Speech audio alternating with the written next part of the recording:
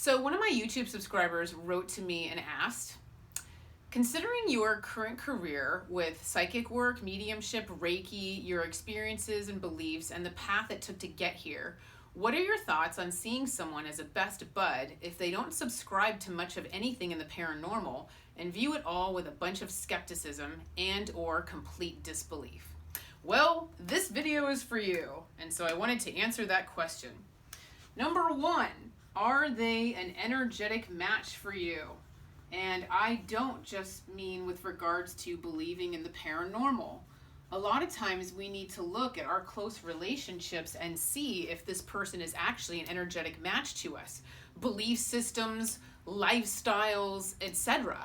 Because the angels worked really, really hard to pull me away from alcohol because I really liked my wine. I drank it every day. So they weren't going to have anybody pulling me back towards the alcohol. So what did they do? They pulled both my drinking buddies off my path. I got into a fight with each of them. Gone. Never spoke again. Do I miss them? Yes. Were they energetic matches for me? No.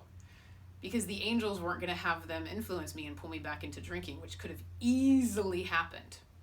So see what I mean?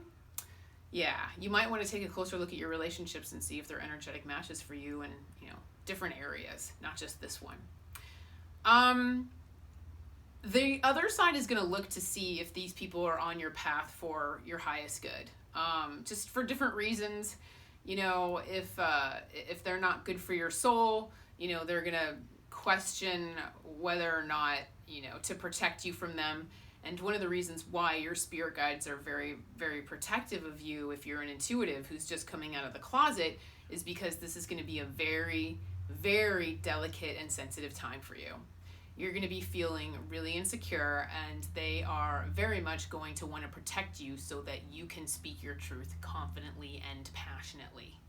And they don't want anyone ripping on you, pulling you down, making you feel ashamed of yourself at this point in life. So they're going to be very, very protective of you, just so you know. Another thing and this is the most important part, is how is this friend treating you? Are they treating you with love, respect, and kindness? Or are they casting shame and judgment at you? There are open-minded skeptics and closed-minded skeptics, right? It depends on the person. They have free will. Are they uncomfortable with you because they think you're reading their mind? Are they throwing a Bible at you and calling you an evil heretic? Are they making fun of you? Are they teasing you? You have no control over others and what they say and do. You only have control over yourself. So, they might not understand what you do, but maybe they don't care. Maybe it's not that big of a deal to them. For you, it's this huge, grandiose, coming out of the closet, hello world, this is who I am. I'm really an intuitive, right? Meanwhile, they're like, that's cool, whatever. I don't understand it, but whatever. Can we go see a movie? Can we go get lunch? Can we go shopping? Maybe it's just this huge deal to you, and they're like, okay. So you're kind of sensitive and insecure about it, and they're just kind of indifferent, right? Maybe they don't understand it, but they're just more live and let live. Kind of laissez-faire, hands off, right? There's a difference. Sometimes our own insecurities kick in and we tend to push people away, right? Maybe they're not being mean to us or rejecting us, but maybe we're pushing people away. So be sensitive to that as well. This is going to be a very big deal to you because you're going to feel somewhat insecure about what you're doing because you are being very brave and speaking this truth and, shining authentic light, and it's not always accepted by today's society. You're going to get rejected by some people who think you're cray-cray, and that's okay.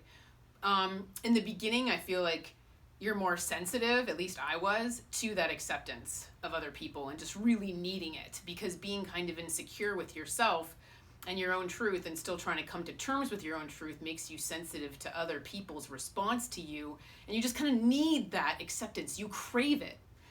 And as time went on, I just needed it less and less. I think I just gave it to myself. I just gave the acceptance to myself and just required it less and less, because over time you just become proud of who you are and what you do, and you're like, wow, I really helped that person or whatever, and that was cool. Or you have more experiences with the other side to speak of, so you have your personal proof and you're excited about it. And so you don't need that acceptance from other people, right? If anything, you're concerned about them because you would rather they get in touch with their own intuition so that they can use it to make their decisions, right? They don't have to if they don't want to, because they have free will, but it makes you a little more compassionate towards others, right? So, being insecure is just normal, and it's part of the process because you're trying to accept the truth yourself. And, maybe you're an accountant who's switching over to being a psychic medium. That's really hard. And another thing is somebody in that position is going to go through an identity crisis, right? Where you're forced to look in the mirror and see yourself differently. You used to be an accountant, and now you see a psychic medium, and that's hard. And that doesn't just happen overnight. That takes time to adjust. And, it's hard because if you're sitting there like, who am I? I'm a total freak. I'm a total weirdo. Who's going to love me now? And then you're going to get rejection from others who don't, agree with what you're doing. And then that could cause you to reject yourself. That could cause you to experience all this shame and self-punishment, self-hate.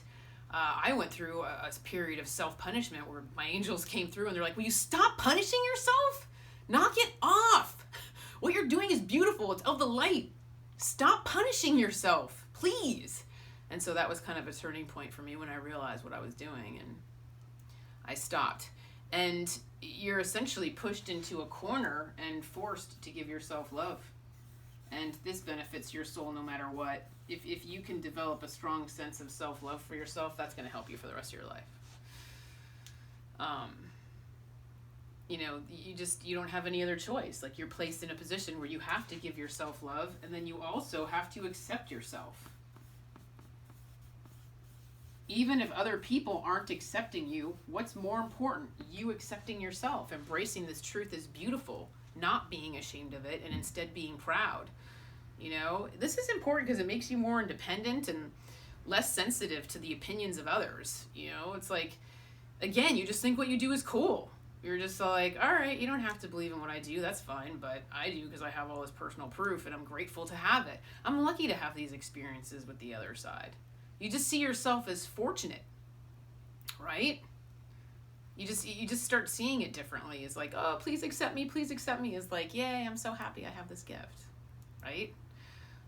You start to feel more blessed. Another thing is the other side is pretty black and white when it comes to truth. They don't really cater to the opinion of the truth because opinion doesn't change the truth itself. So the other side takes kind of a black and white approach to your truth. They just, they want you to shine authentic light and be who you are without apology, God exists, spirit guides exist, and the collective consciousness is all on the same page with this. So that's the way your spirit guides are. My best friend personally is very sweet and loving and kind and respectful. And she doesn't understand what I do, but she totally accepts it. So it's not like I sit there and have these hardcore paranormal conversations with her, but she'll ask how my YouTube channel is or whatever. And my topics can be pretty general. I'll make videos about self-love, law of attraction, politics, so I can talk to her about anything. So not all of our discussions are sitting there talking about spirit guides this and spirit guides that. I'll probably temper it for her if I'm talking about a video, but yeah, our friendship changed because it was forced to change when I went from marketing to psychic medium, but we're still besties. We still get along really well. Our friendship isn't ruined, but if she was mistreating me and not treating me well, yeah, I'd have to revisit that relationship. But yeah, people are going to watch you. I've been doing this for years, so people are going to watch you. Is she gone crazy? Is she rocking back and forth, talking to herself? Is she still out there as a functioning member of society? They're going to watch you. So get out there and shine your light, right? Be bold, be brave, be courageous. Speak your truth, shine authentic light, help other people, teach other people about this stuff, right? You're here to help them. Okay, so when I was first accepting my life purpose, I was extremely insecure and really sensitive. To me, that's just part of the process. I personally wanted to spend my Friday nights with people who knew what a spirit guide was. That's just what I needed at the time. It's what I gravitated towards, and I was just very, very thirsty for that acceptance and wanted to hang out with other intuitives who were struggling as much as I was. And that's just what I needed at the time. But over time, I just needed that less and less. I just didn't need it as much. I can hang out with people who don't understand what I do. I can hang out with people who do. I can hang out with, practicing psychic mediums who are out there doing it. I can hang out with closet psychic mediums who kind of keep it to themselves and only talk to me about it. Whatever. It doesn't matter to me. Like I can hang out with both groups and it doesn't bother me. But that took time. It took a lot of time to get there. I'm not going to lie. It took a lot of time to get there. Sometimes it's harder to hang out with other intuitives because they're like, hey, can you do a read on this dog photo and tell me that's my dog? After a long day of sessions, when your brain's fried, sometimes you just want to sit there and relax and eat your salad, right? If you're hanging out with someone who doesn't really believe in what you do, they're not going to expect anything from you, right? So there's, positives to both. There you go, right?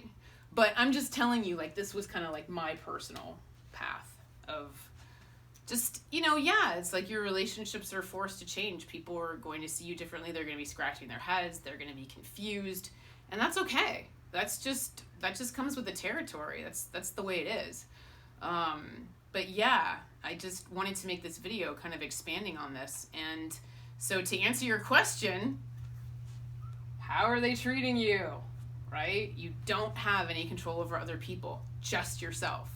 So get out there, speak your truth, shine authentic light, be proud, and know that you will be holding the hand of the divine every step of the way.